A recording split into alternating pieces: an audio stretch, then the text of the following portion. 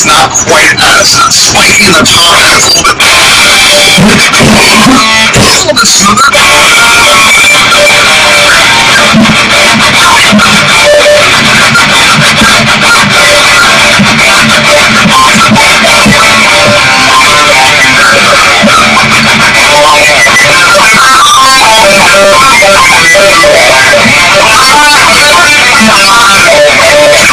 Absolutely nothing wrong with that tone whatsoever. I don't hate it, that's for sure. But this is where it gets interesting when we pull the tone mic, because this is 3 feet back from the cab itself on that Greyhound, and this is something really unique. Yeah, it's a little bit quieter because it's backed off a little bit. Bring it up a bit, see what we get.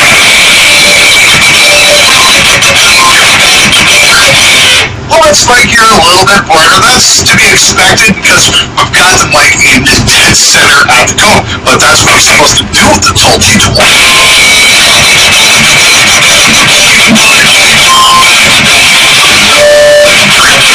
Definitely sounds completely different. But big story here, once again, has got to be that V67 on the floor. Check this out.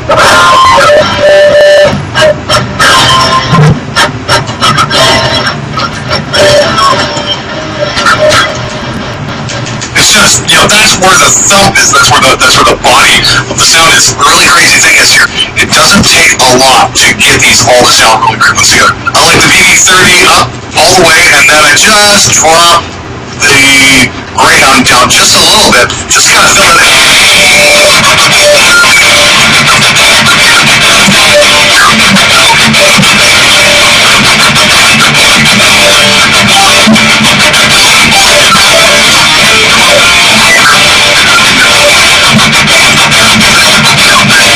That's really cool right there. I could definitely put that on a client's record just like that, and I think that would turn out absolutely fine. If we dial this in a little bit more, if I pull the VV30 up all the way, and I'm just gonna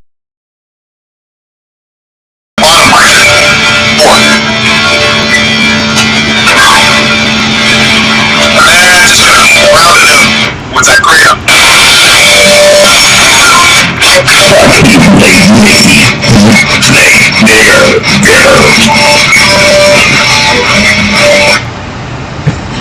Repeat every now and then. It's like the old you is still hanging around. Elevator music. You are attracting us to places. That is like a cosmic dungeon. That's really cool. I really dig that sound. Yeah, not bad,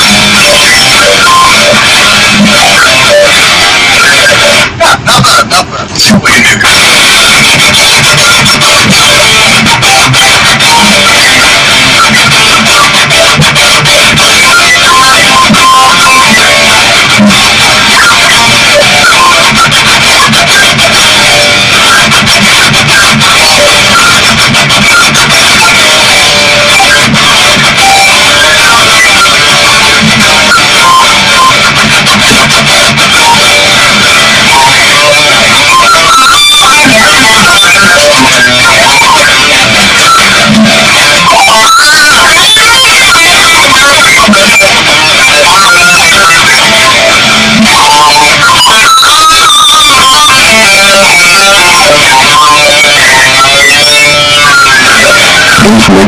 Okay, not too bad. Of course, the big question is, how good does it sound in the mix? So, to help out on this one, we've got Jackson Ward, our new friend Luca from the SMG Discord. We're going to run this not only through the Ingle Fireball, we're going to run a couple tracks through the Rev as well, combine them, and see what we get.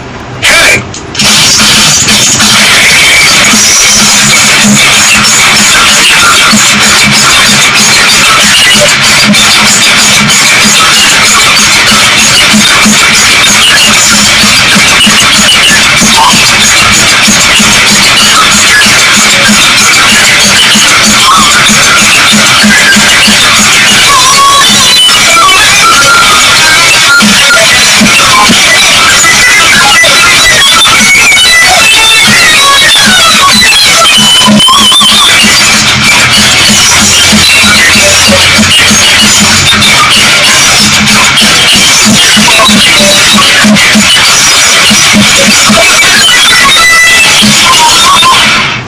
I was just in Los Angeles recently, and I had a spare day, so I had a chance to go visit the handicapped guys and ask them what this is all about. Check this out. So, what was the whole idea behind building these crazy-ass ported cabs like this?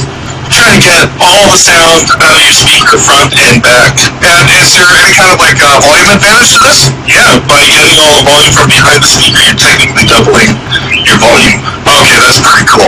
And whose crazy-ass idea was this to begin with? That's mine. So what do you do, Moshe? What's your thinking? My initial thing was just playing it and comparing it to all the other cabinets that are out there. I had other 412s, and initially when he came with this idea, I was skeptical until I actually heard it, and I'm like, I guess I'm going to sell my 212s and maybe a couple of these. So it started from there. So I help out with sound, choosing, different speakers. Yeah. That's it. Alright, so I gotta say though, I'm really impressed with this though, because you guys basically put truck bed liner on these, and these are MDF cabs. These are not plywood, these are MDF. You guys remember the test I did there a couple weeks ago. I think the MDF cab sounds just slightly better than the plywood, at least that's what I came across as, and it could have been the Fletcher Munson curve, of course. But MDF does sound great, and there's a reason why they built high-end studio monitors in MDF as well, because it's a great platform to put the speaker on. And the big thing about MDF, of course, is it's more fragile and more subject to moisture, that kind of thing. But you guys might have gotten around that issue by using truck bed liner on these things. Whose idea was that? My idea.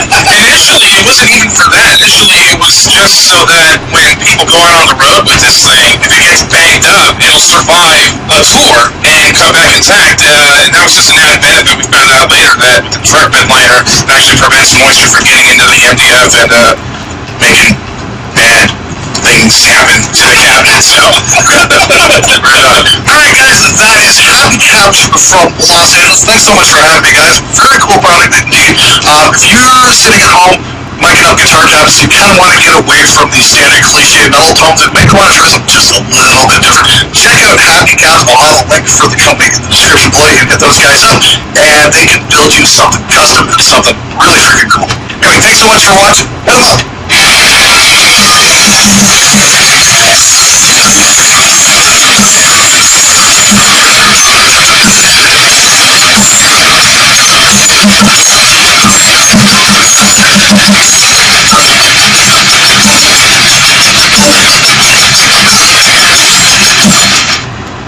Here going on right now with this insanely ported cab. What is the... Okay, let's get... thank you, DJ. Thank you, DJI, for making a camera that works. Come on. The fuck? Okay, I'm coming soon to Fearless Gear Reviews. The DJI rocket camera, because this thing doesn't fucking work!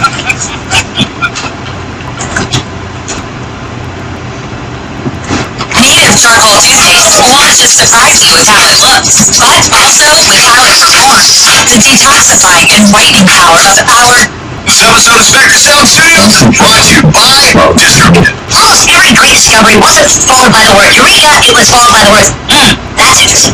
Never stop experimenting. You never know where it might lead. That is the best advice you could ever give to a home recording engineer.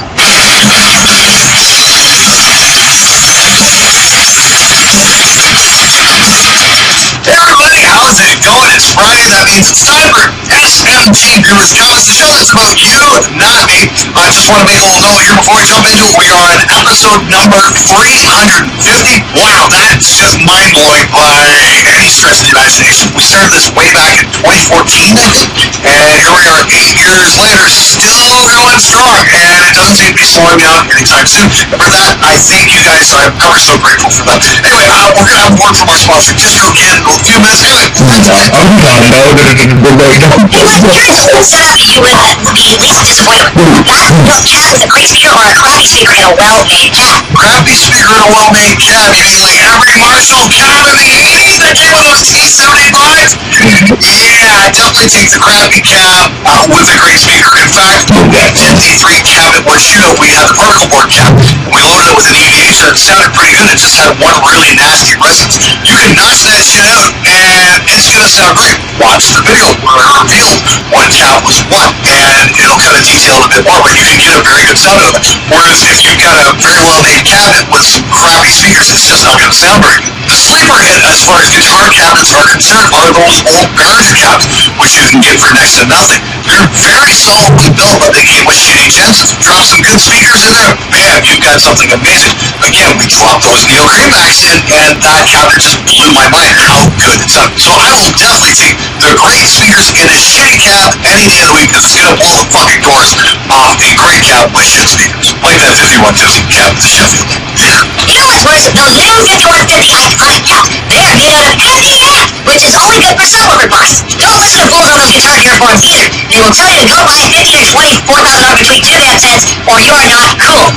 This is a two-parter. I actually asked Cyberman, okay, could you care to elaborate there? What's the problem with those new 5150 iconic cabs? It's MDF, is that affecting the tone? And this was his reply. Definitely tone. MDF sucks the life out of your tone. Sound is dead, which is why it is great for subwoofer parts. There's a reason guitar cabs are built out of Baltic birch plywood. It has more pleasing mid and upper range. It is also very strong. MDF is not as durable. I saw videos of musicians and audiophile experts talking about this stuff. They also did sound demonstrations. It was a pretty big difference in tone. Have you tried one of those new iconic 4x12 cabs? My guess is you will hate it. It makes the iconic heads sound like crap. Play the iconic head through a partial mix or angle cab and it will sound so much better. Well, clearly you haven't been paying attention to it, because we literally had three cabinets built exactly the same way. We did plywood, we did MDF, and we did particle board. Particle board had a nasty resonance to it, but there was absolutely nothing wrong with the MDF cab. It was very close between the two. I'm guessing your so-called experts that did the tone demonstrations used cabinets made from different dimensions using completely different speakers, even if they were the same,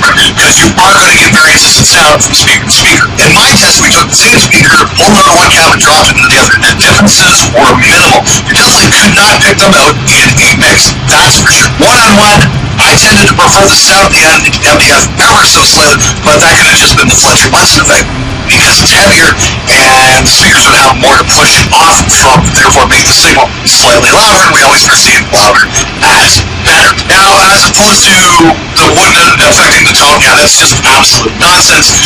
Most high-end speakers and monitors and whatnot, like the Adam S2As I've got back there, are made out of MDF as well. Some of the most expensive monitors on earth are made from MDF because it's so dense, it gives the speaker something neutral to push off from that's not going to affect the tone. Now, you were right on the MDF being not as durable, and you do have a very good point. So the question is MDF going to hold up on the road and, humid environments and all that kind of shit? The answer would be probably not very well.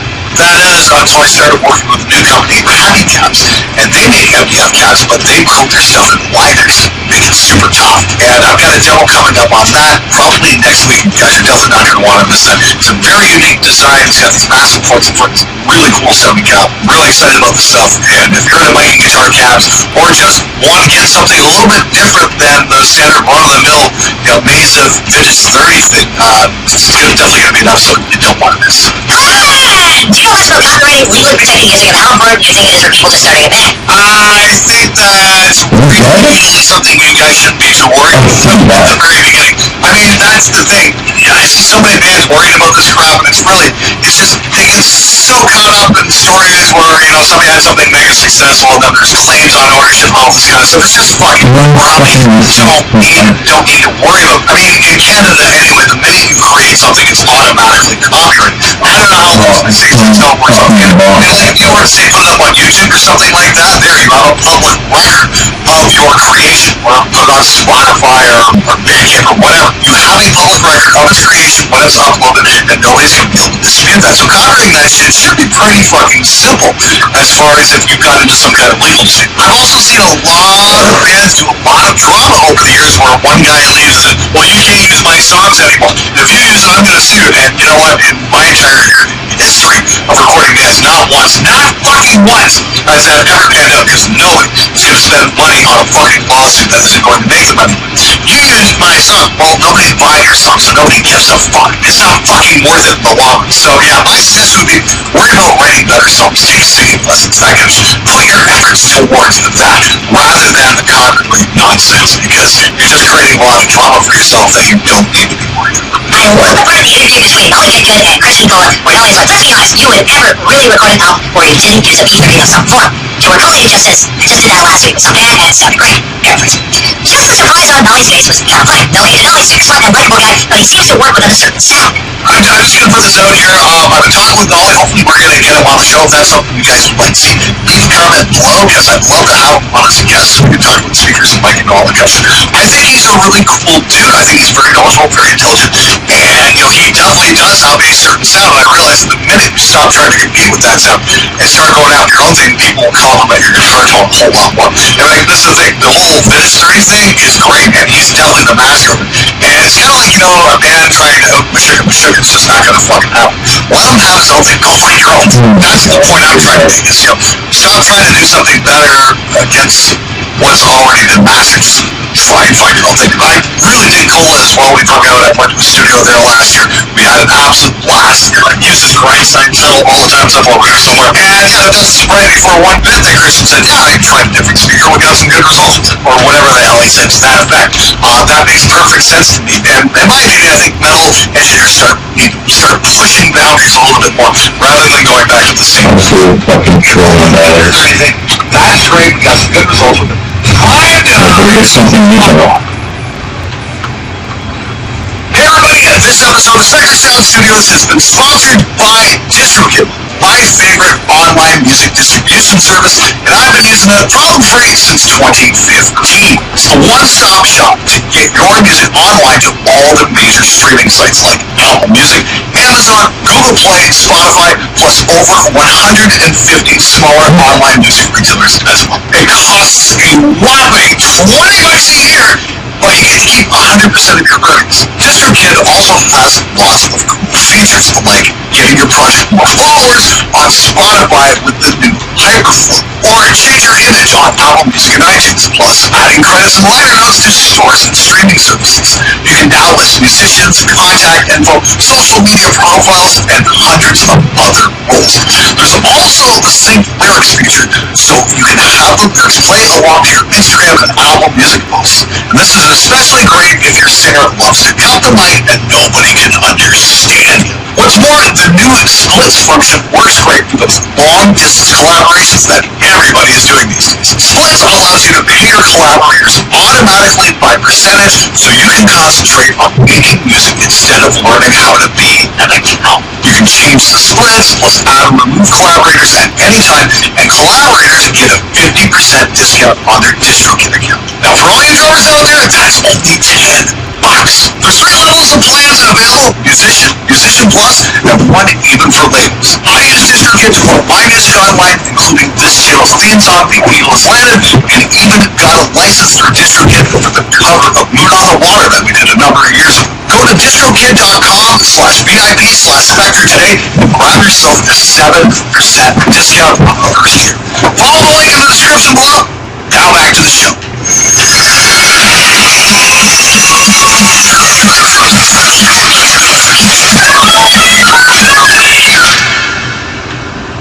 Bodywood doesn't matter. Well, you have to start saying that. Photo statement. Your silly experiment. Statement. Yeah, don't take my word for that. Absolutely fine. You don't like the way I conduct my experience. Great. My evidence speaks for itself. But if that's still not good enough for you, I would highly recommend taking a Tim Little video where he built a Telecaster without a body, and it sounded exactly the same as the Telecaster he had with a wood pump. Really cool video. Last I checked, he had over 700,000 people who watched that video. So, yeah, if nobody was convinced by my video, they might be convinced by Jim Will's video. In my opinion, stop worrying about the fucking wood and worry more about your pickups and your speakers, because that's what's going to change your fucking guitar set. Bozo statement? No, the evidence says otherwise. Don't like it? Get better evidence. Hello, dude. I didn't hear any difference at all. Get your hearing checked, boomer. Hey, Travis, thanks so much for writing in. You know what? That statement's great because I think it says a lot more about your hearing than mine. You can tell the difference between a standard speaker and an EVA speaker. Number one, I'd recommend not listening on your cell phone speaker and possibly on a practical fucking monitoring system so you can tell what's going on. That might be a big help right there. And secondly, stop making comments like that which make you look dumb. I just heard Joseph, and there are people that works for that. That is a fucking great idea, you know. I agree with you. So I'm gonna have to go hunt down like a black widow and a scorpion. You guys got some suggestions for other EV speakers as well. I'll try and hunt those down and see what we can come up with. That sounds like it might be an awful lot of fun. I don't think people will be sending me anything anytime soon after that video, but I think it needs to be. It's just no secret that he's useful. Well, of course they're usable. If you need a hard drive erase, just run them across the negative on the back. They're fucking perfect for that. How's your recording guitar? My biggest dirty top sounded killer on everything I've recorded for decades. The biggest dirty is my choices. I love them. Going on the dead horse's funny propaganda. Sure, they do sound great. So you don't feel like good. It sounds like you don't feel like good. Speaking about it's only for pizza. And you know what? The 10 billion other guys recording on Vintage 30 sound great too. Good luck standing apart from that. Got any non-Vintage 30 suggestions on a Harley Benton 2x12 price point? There's a decent SM57 alternatives around the same price, but I don't know of anything that can compare to the HB 2x12 with Vintage 30s at that price. You know, I just don't understand this part. It's like guitar players, you know, they'll drop $200-300 on a pedal, but you suggest they spend $150 on a new speaker. Dude, I'm not gonna spend that kind of money on that, even though that's going to affect the tone far more than anything else their signal chain. It's like, dude, seriously, save up a few bucks, get yourself a Celestion PVH. You're gonna like what it sounds like. Or go check out the Eminence DB77s. We got a video coming up on those. Or some of the WGS stuff. Hell, I've got the Mono tones are gonna be demoing real soon. Those are fucking cool as well. If you want to save money on speakers, definitely start hunting around on Reverb. You might just find something really cool for hopefully a half decent price. Good luck to you, dude, but seriously, it's worth saving up a few bucks to try a different speaker of quality. Remember, Glenn is in the only sound editing here, and it's all for third sound. Don't go on like Glenn said. Everyone's here to different guests. They're shit speakers, don't get me wrong. That was in response to my shorts video I put out on the Hesu Demon, which is something I'm going to do a full demo on. You'd be looking forward to that as well. I got way too many cabinets out in the other room right now, but I'm really running out of space.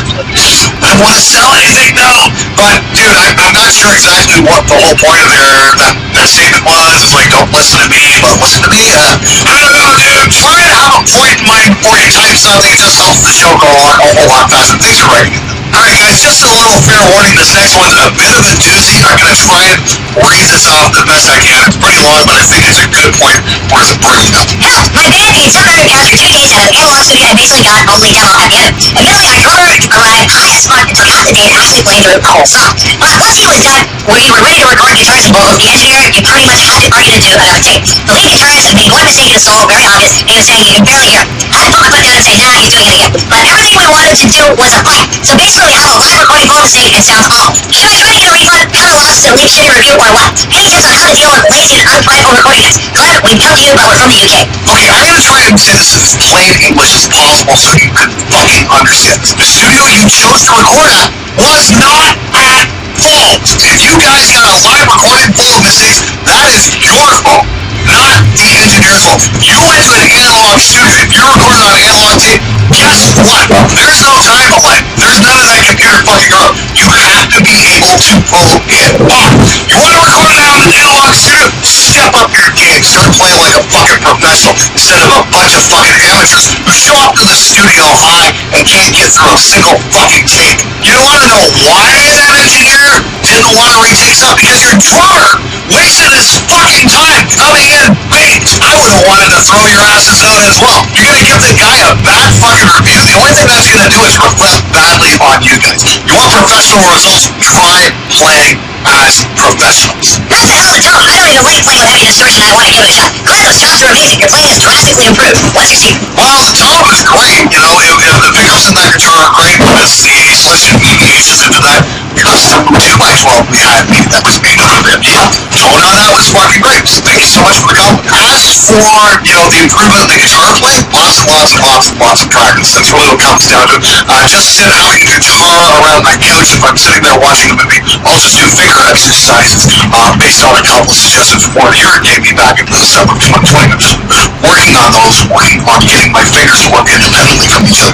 And it really helps. And it's all about, you know, the tight grip on the pick as well, which allows me to pick much harder and gives me a much tighter sound. But mainly, it's practice. I got 5150 half stack back in 95. Love it dearly. With that said, I have the bottom stack not slight. I was told that the top had more mid, the bottom had more bottom end. I had no idea if it was true or not, but being a metalhead, I went for the bottom. Is there any difference? Does the geometry change the tone? No, let me tell you. Yes, Johnny, actually the geometry on a cabinet does affect the tone. What happens when you have a front baffle that's parallel to the rear of the cabinet is you'll get standing waves on certain frequencies, and that will accentuate and cut certain frequencies. You'll get billow, and you'll get parts of the frequency spectrum. So they can have an interesting effect, they can be cool, they can be not so cool. Honestly, I think that's one of the reasons why those really cheap Behringer cabinets sound so good, is because the whole front baffle is tilted, so you don't get that standing wave buildup. Now with a traditional 2x12 that has a slant, usually the bottom half is parallel and then the top half has the tilt. Another modern cabinet with the front baffle tilted is the grab cabinet. So those are things that sound fucking phenomenal. Once again, because there's no standing wave buildup. So yes, geometry and the size of the cabinet is definitely going to have a massive impact on the sound of your guitar, because all has to do with mathematical formulas, the volume of air behind the speaker. This really gets into the science, which I am not an expert in any stretch of the imagination. I just throw up a cabinet, mic it up, okay, does it sound cool or not? And again, for my money, the biggest shocker cabinet of all was good speakers that do it. The Behringer cabinets, pretty damn impressive. Guitar players will buy the guitar with the white wood and the pedals with the backing chips, the DIY golden cables with the most expensive end, and then when it comes to the thing that actually produces any actual sound, they're like, yeah, whatever. Ain't that the truth? I remember I was recording a band once, and the guy wanted to bring his cabinet. I'm like, cool, what speakers are in? He's like, what do you mean what speakers? You actually care about that? But, yes, you fucking idiot, that's the important part! Did you and on the same guitars ever had? Unfortunately, no. I reached out to Gibson because their PR person's been, bombarding my mailbox. I'm like, okay, great. Hey, it's time for Gibson to put up a shop. Why don't you guys send me something? And she's like, hey, good idea. So she sent that out to Gibson, and then I never heard anything again. So I think if a Gibson review is going to happen, it's going to have to be, through Fearless Dirt. Fortunately, you guys have been funding those through the Monday Mix reviews. I mean, those have been really fantastic. I'm doing them Monday mornings, Monday evenings, so come, bring a mix. I'll be more than happy to review it, give you a little donation, because all that stuff just goes right back into the show, so I can do Fearless Dirt reviews, but it's also so I can hire script writers, and I can hire an editor, and have a life, that kind of stuff. Give people jobs, because I think people having jobs is very, very important. By the way, hi Jack. Jack Neal is the guy who's editing this video right now, does an amazing job, and just want to say, dude, keep up the great work. Love what you're doing. The other thing is, Monday Mix Reviews is going to allow me to buy a new fucking forgive me, this next one goes a little off topic, but it's very important we address this. Totally on another question. Has your sleep apnea been less intense as you lost weight? I find that if I drop 10 pounds, I seem to sleep a little better. Unfortunately, I'm one of those who could never adapt to the CPAP machine, gave it up after a year try. On plus side, I can put on an OPEP and fall asleep immediately. Yeah, I know what you mean about putting on certain units you can fall asleep. I remember I went to go see Terry Bozzio play at Sweetwater there a couple years ago. I fell right asleep during a drum solo. It was fucking classic. The first time I've ever done that. Hey, great job, Terry. But as for the sleep apnea thing, it's like, even when I was a lot thinner, like in my early 20s, I still had sleep apnea. It's a thing for me. I was snoring when I was a little kid, even. I was not all the way. In college, I was down to about 178 pounds. I'm like 260, 270 right now, so that's considerably lighter, and I still had sleep apnea. So for me, I think I'm a lifer with the CPAP machine. That's fine for me. I actually fall asleep a lot faster where just throw that on and boom, I'm out like the light, and I sleep fucking great. Yeah, that's the thing for me. It's not so much do I sleep better, it's if I don't wear one, I snore so loud, it usually wakes my wife up and she's on a completely different floor, and I much prefer to have a happy sleep. Anyway, that's it for this episode. Thanks so much for coming back week after week.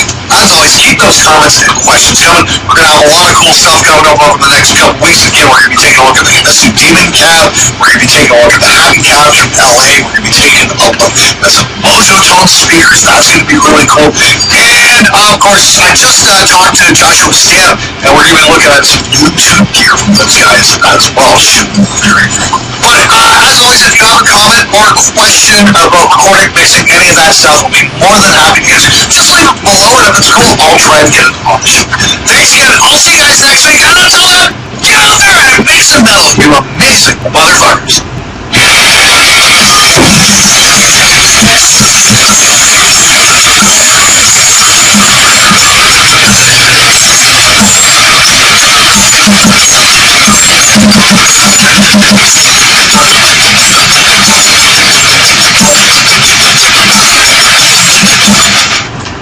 It's 10 o'clock at night. I'm fucking tired. I just want to chill out, but here I am doing my job. Man, just clean it. Hey, clean and fresh. Like your hands. Wow. Yeah, because Pine Sol disinfects 99.9% of germs. It's not my man. It's bad kind of clean.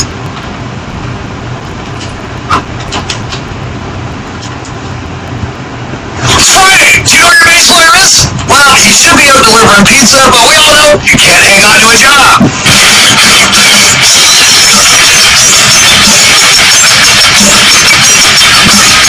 Everybody, welcome to episode 274 of SMG Viewers Comments. Wow, as higher this number gets, the more I get blown away that you guys all keep coming back week after week. So I didn't have an episode out last week. That's like the first time in years I hadn't put one out on a Friday. I thought you guys would like to see us do position texts instead, and if you guys didn't catch that video, I'll have a link to that in the description and at the end of the episode. It's a killer show. Make sure you check it out. Guaranteed you're gonna laugh your ass off.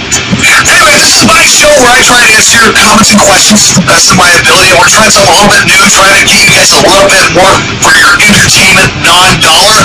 Yes, you don't actually have to pay anything to watch the show, you just gotta click the button, but I got 3 cameras here, I got one here and one here. Just thought we'd try and mix it up a little bit, maybe make it a little bit more entertaining instead of the same straight dead-on camera angle, but it's still got the same content, so let's get right to it!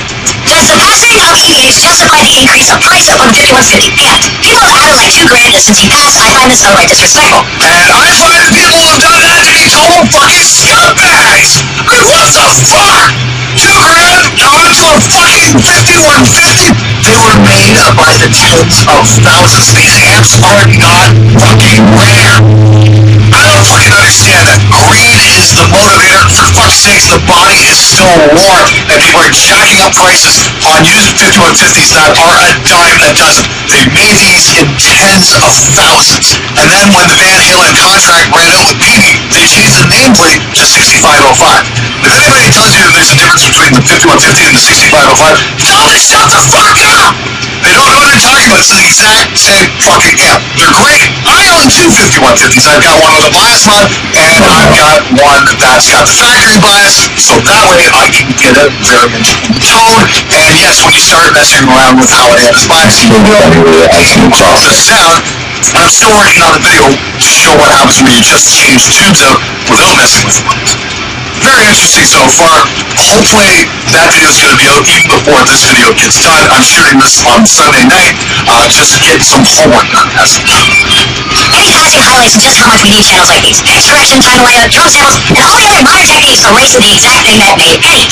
If we race Eddie and Alex's chemistry by quantized tracking, it would be as classic. Refuse to believe musicians aren't better than they have ever been, including myself. The next multi-platinum rock metal artists are out there. Please present yourself as Eddie did in 1978, effectively killed disco. Pull us out this musical doldrum, please. We are waiting. That's a fantastic thing to say, man. I think you're right. I think the next big thing is just waiting to happen. There's got to be some kid out there in his bedroom that's looking at a way to play the guitar in a new fashion that none of the rest of us have ever thought of. You know, that's the wonderful thing about Van Halen, and I think you've got a good point about that, is the whole quantized thing. Van Halen recorded their first few albums live off the floor. Guitar was on one side, bass was on the other, and they just went for the best takes they could possibly get. And the thing is, 4 years later, we're still listening to them because they're freaking amazing. I've been on a real Van Halen bender as of late, and I've been listening to Diver Down quite a bit, which was kind of my teenage guilty pleasure. I just love that whole Inferno intro before Pretty Woman. I just thought that was absolutely magnificent, just so fucking wicked sounding. And I'm going to give a shout out to my very good friend Brian Bruce, you guys know him as well. He's got a really cool video where he takes Eddie Van Halen's settings and applies them on 5150 amp. And I tried that out earlier today. Oh my god. Yeah, pretty fucking cool. There's a lot of gain there, so you gotta use a real light touch, which is kind of interesting, though. Most of us in modern guitar playing techniques, when you turn the gain down, you have to press the strings, but this is like Van Halen's got it out, crank the fucking gain up, and use a very light touch. There's something to be said for either technique. They're both going to give you a certain kind of sound, and it's nice to mix it up every once in a while. I have to say that. The key here is to experiment, finding things, and find out what works best for you. So if you guys haven't checked that video, I'd say check out Fluff's channel. It's really fucking cool. He explains a bar better than I could. Really awesome stuff. Highly recommend. Look, you're very knowledgeable, I respect your opinions, but maybe consider the reason you've never produced a big album is because your personal feelings towards autotune hold you back in a modern recording landscape. I don't think abuse of pitch correction is desirable either, but at this point in the industry, basically shoot yourself in the foot if you don't use it. Oh, I don't know about that. I mean, like, before the pandemic happened, I was scheduled to be assistant engineer on that new Sonata Arctica. My buddy Alex Nassel was gonna record it, and we're gonna do it together at Harmony in LA. COVID happened, so unfortunately that's no longer happening. Who knows what's gonna happen once the pandemic ends? I mean, it's a freaking roll the dice at this point. What's gonna happen? Where I'd love to work with Sonata in the future, I'm sure it'd be really fucking cool. And I don't know if we're gonna have any arguments about autotune or any of that shit either. It'd be more like, no, you know what? The thing is, I think a lot of bands that watch the show kind of want to rise to the challenge. I do get a lot of emails from guys saying, hey, we'd like to record with you. And it's no secret, I don't use autotune. So people reach out to me knowing that, and that's been pretty fucking cool. So to all of you out there who have reached out to me, thank you so much. It's a wonderful vote of confidence. You guys fucking rock. How about an SMG audio blur reverb pedal? I think we can actually do that. What do you guys think? You want to see an SMG audio blur reverb pedal? I think that'd be cool. What the fuck was that? We did the costume, and that was amazing, and we sold a shit ton of them. If there's a demand for an SMG audio blur reverb pedal, I will make it. I want to hear from you guys, so please leave a comment below. Let me know what you think. Guys, I regret to inform you that this week there will be no butthurt of the week. It's been pretty mellow in the comments. Nobody's been totally outraged for at least 2 weeks. We'll have to see what happens when I put out the Tube Challenge video, but until then, I continue with the normal comments. God, I'm really sorry for that 13-year-old deathcore kid getting embarrassed in front of thousands of viewers. But I did embarrassing things as a teenager at least the world wasn't watching. You've got a very good point. That probably was a deathcore kid going on and on at Super Musician Text. Once again, if you haven't seen it, please check it out. Links in the description below. Cool episode. I've often said this to myself. I'm really glad we didn't have video cameras when I was a teenager, because I'm so glad all the stupid shit I did wasn't on a permanent fucking record. Now here's the thing, I say this to everybody out there, not just young kids, but anybody watching the show, is if you're going to write something down online, be prepared to share it with the entire world. If you're sending somebody an email, be prepared to share it with the whole world. If you're sending somebody a text message, be prepared to share it with the whole world. Because you don't know when that shit's going to come back and bite you in the ass. So if you're mad at somebody and you want to write something, give it a second thought and think, okay, would this be okay if this was shared with everybody and not just in private?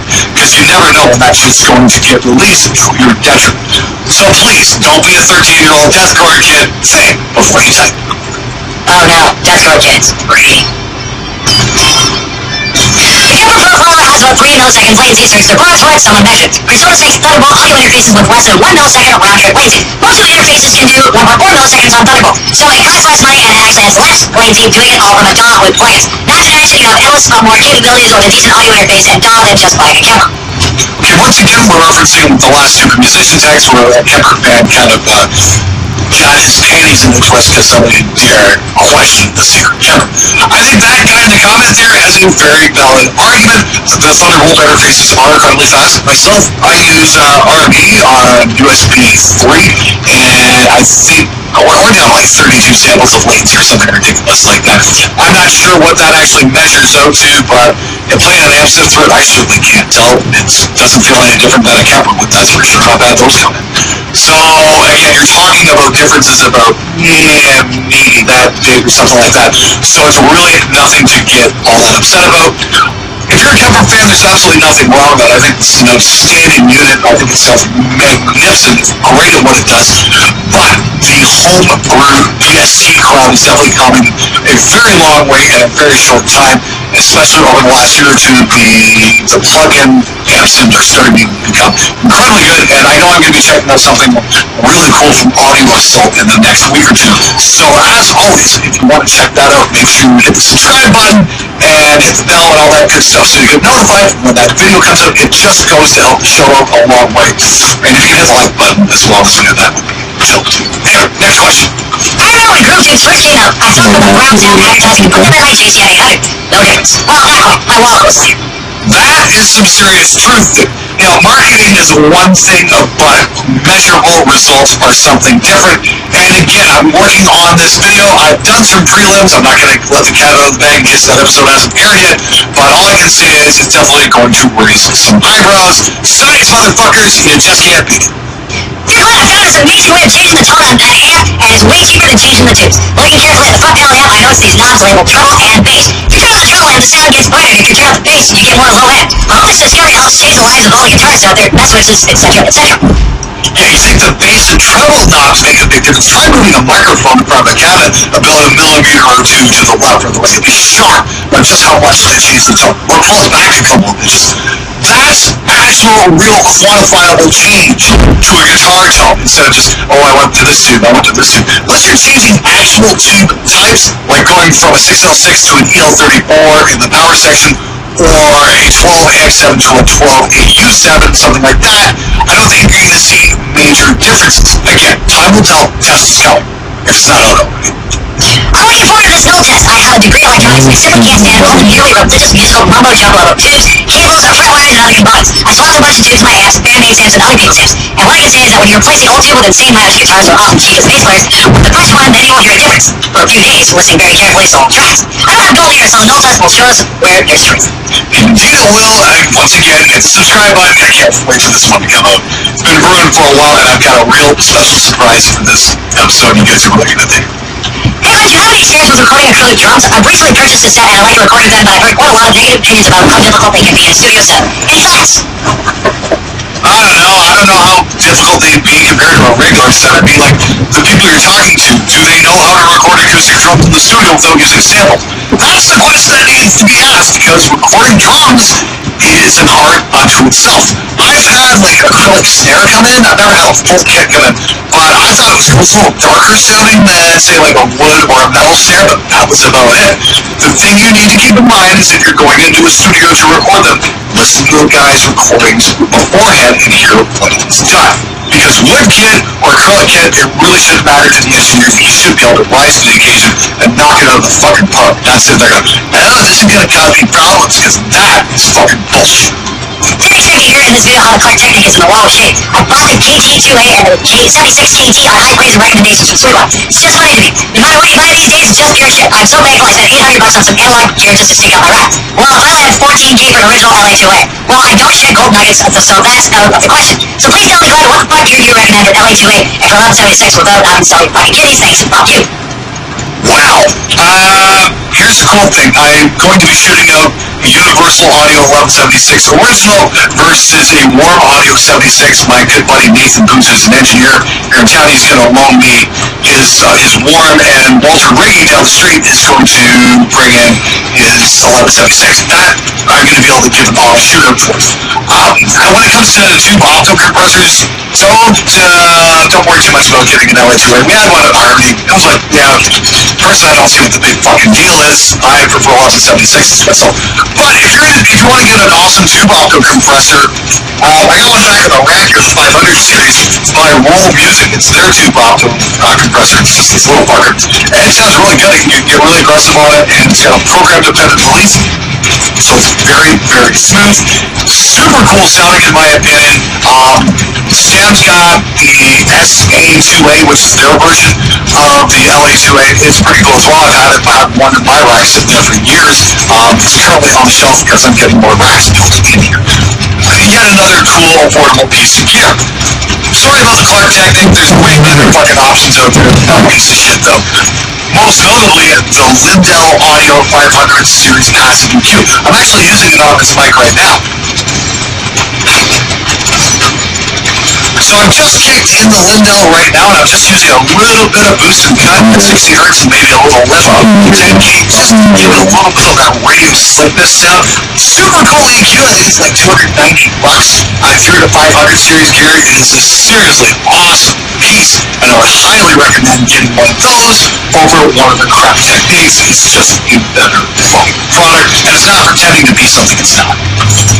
Hey, Glenn, I've lately been getting into the concept of reacting drums, I want to get your thoughts on it. Do you see this as a legitimate way of recording or enhancing drums, or a cheap sample-like trick? Want to try reacting a snare with direct gating to prevent bleed to get an additional massive room sound, or just a snare without having to rely on sounds? Well, let me know if there's something I'm missing. Thanks for the content. Hope Canada's treating you well. I'm thrilled to be back home. It's kind of nice to be, back in the studio here again. I can experiment with cool things like 1, 2, and 3 camera angles. That's really fun. Hopefully set my game up a little bit. It's kind of like I can leave the light set up how I want. Got myself a couple of new ones in here. Kind of liking the way how things are looking right now. There's going to be some really cool stuff coming up this year on Spectre Sound as we move forward. I'm going to probably do an episode just on that, what the plan is, and I want to hear from you guys, see if you want to get involved one way or another. Now, reapping drums is something I've never actually messed with. I know Rick Beato had a really interesting video on that where he re-ups his hair to get a little bit more buzz and jizz on it. I think it's kind of cool. I mean, yeah, with the availability of samples, obviously cut the whole process down to like nanoseconds, whereas reapping a snare can take an awful lot of time. There's something to be said for perhaps creating an artificial drum room with digital reverbs or sampled drum room sounds. Like, I know Slate has some amazing drum room sounds, and if you maybe blend your kit with a different room sound, there might be something to that. I'm certainly not going to shit all over that. I mean, at least you're getting your drummer in there in one way or another. The trick is, try and leave the drummer in there, don't time play as well, because that's when things start turning to bullshit. Again, I reference back on the early Van Halen records. Those things sound fucking amazing, and those records are just so much fun to listen to. Ramping drums, though, I think that's something I want to try. I mean, like, if I ever get a bigger space, what could I possibly be planning here? I think I'd like to do the PA trick like they did on the Black Album, where they record the drums and then put it through a PA into a bigger room and then record that sound. I think that might be really fucking cool, something I definitely want to explore. And unfortunately, here at Spectre right now, I just don't have the space. And now, if I ever do wind up moving into a bigger space, I'll definitely show you guys what that's all about. Fingers crossed, hopefully it can happen. Like I said, I'm going to do a dedicated episode on this and just kind of show you guys what my grand plan for the show is. And I want to get some feedback from you guys to see if you guys are interested in kind of following me through this. What sample are you using? I am using the PSP AudioWare 2445 reverb, and it's been on, I don't know, pretty much every single mix I've done over the last 4 or 5 months. It's just magnificent. You guys saw me do that video on the Infinity Strip there a while back, and I'm still using it quite a bit. And kind of switching between that and the PSP stuff, which is also really fucking amazing. But I keep using that same PSP reverb. I just love the sound of it. It's a digital recreation of an old EMT plate reverb simulator. It's a digital copy of a digital reverb. Figure that one out. Anyway, it's just absolutely magnificent. I definitely recommend checking it out. All the PSP plugins are really great. They've been around for a while. They never quite get the press I think they deserve, but they've definitely got some really amazing stuff, especially that Infinity Strip, because you can just really do so many cool things with it. Alright everybody, that's it for this episode. Thanks very much to Raycon for sponsoring the episode. Thanks to you guys for watching, subscribing, sharing, all that good stuff. Please keep those comments and questions coming. Hopefully we'll get better next week. Hopefully I'll have the tube demo video out so we can hear from all the outraged, butthurt guitar player, tone aficionados with golden ears who can hear major shifts in tone without actually presenting any evidence to back up those statements. Time will tell. Anyway, make sure you stick around for that. Thanks so much for watching. You guys fucking rock. Can't wait to see you next week. And until next time, get out there and make some metal, you amazing motherfuckers.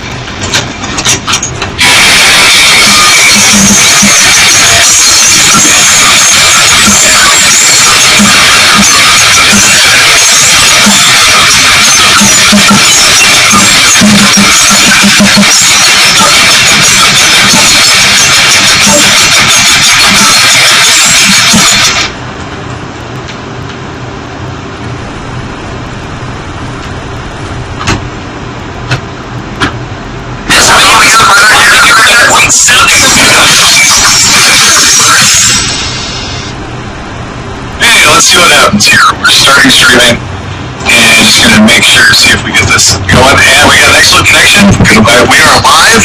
Hopefully we're gonna get video here in a second. And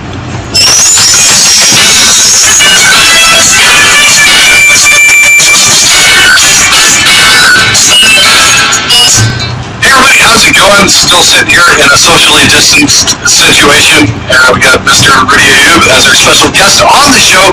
Always a pleasure to have Rudy on. And he's just giving witty commentary today.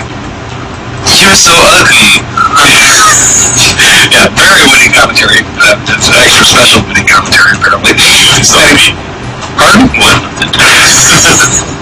Anyway, last time you guys saw Rudy on my show, he was stuck in a time loop back at Harmony Studios, but by some miracle he managed to break free of that, and here he is today to help do starting comments on your awesome, when I say that in air quotes, awesome music videos. So, speaking of awesome, we've got Kucho Music with Baby One More Time featuring Sentence. Why is it featuring somebody we've never heard of? I mean, like, if it's featuring Rob Halford, that might be interesting, but it's... I have no idea what the fuck this is. Anyway, Baby One More Time. Is it Hit Me Baby One More Time? Well, let's see what we get here. That bass solo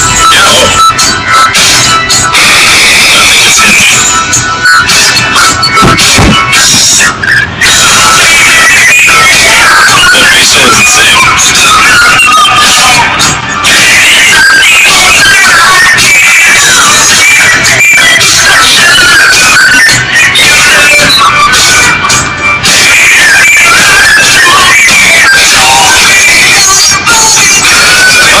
Garden Bass got that old film 16mm look. Yeah.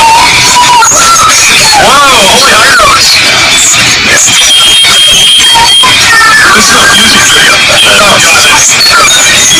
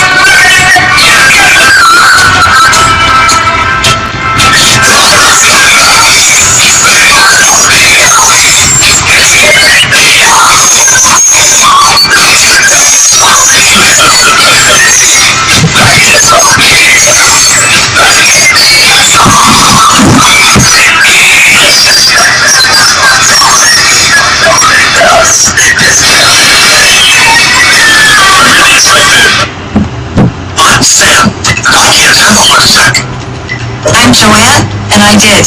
That is most unfortunate. Donkey Kong Country Returns is a Nintendo Solex? I don't think it is here. It probably is one in, like, Europe. But I don't think it was a Nintendo Solex here. Yeah, this is still Nintendo Solex. Yeah. Everybody can give me, like, an email to Nintendo. I need to tell them about that. I don't think Country Returns is a select here. Let's see, any coveted. I don't know what's going on here. Like, literally, like, I don't know if something just refused to load or Nintendo was just like, you know what, this works. But, yeah, there's only 3 there. But this is the coveted new releases for Wii U. We gotta see what's coming out for Wii U in the past few months. We got Regina and Mac with an astonishing no reviews. Classic. So this gives me Mario 64 vibes. This reminds me of Shifting Sandland. This reminds me of like Tiny Huge Island. I don't know, like I don't know why. This is just kind of. This feels like they took a lot of inspiration from Mario 64. Come on, get out. Please get out. Join the Macabre Regina.